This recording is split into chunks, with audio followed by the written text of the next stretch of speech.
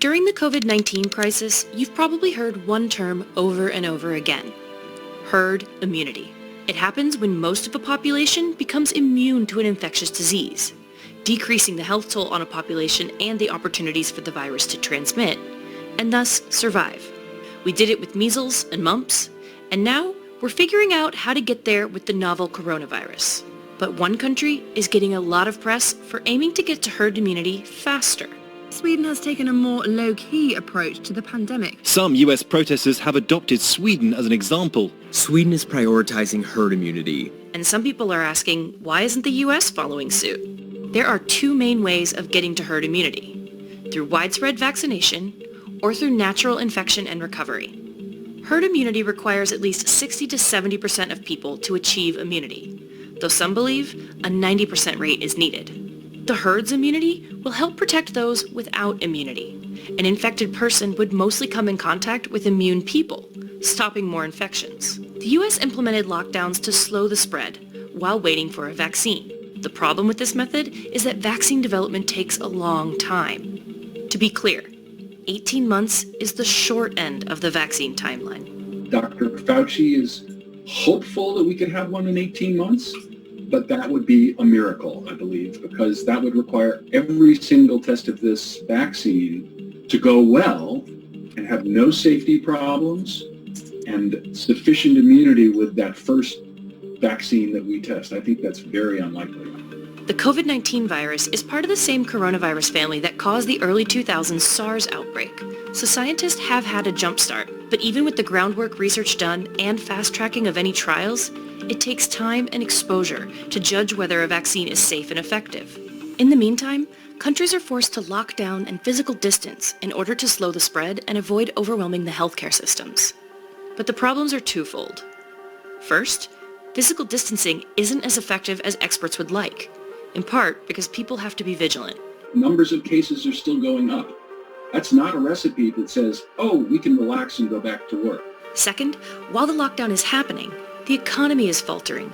Unemployment sits just below 15% with millions of Americans out of a job. Protests have sparked, demanding the country reopen. And even still, certain parts of the country's hospitals are filled mostly with COVID-19 patients, despite attempts to slow its spread. Some have pointed to Sweden's example of what should have been done, which is the second path to herd immunity: natural infection and recovery.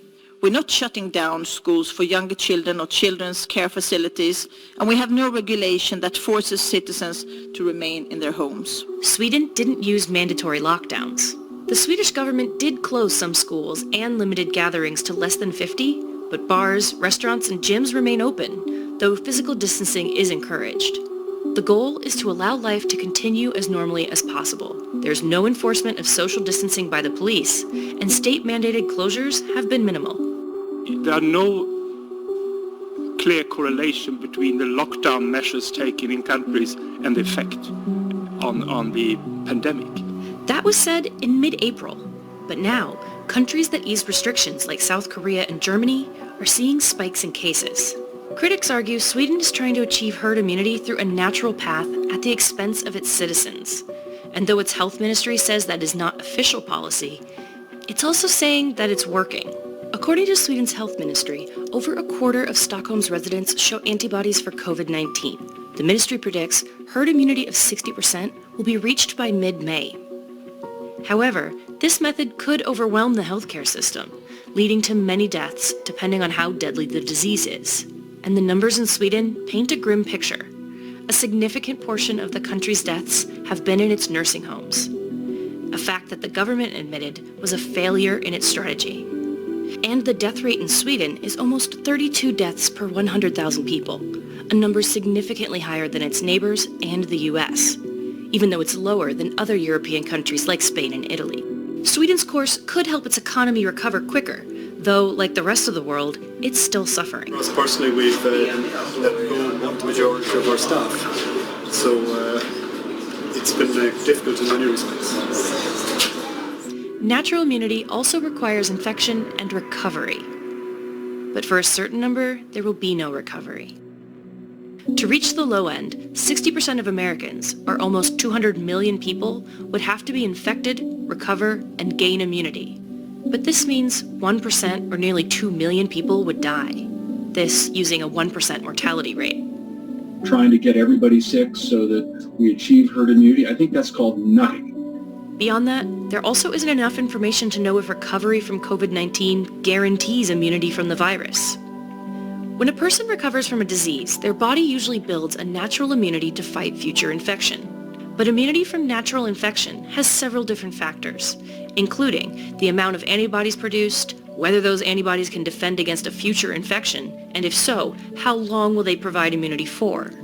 Currently, there are no studies proving any of these with COVID-19. We can look to other outbreaks in the coronavirus family and develop educated guesses, but until then, they are still at best just educated guesses.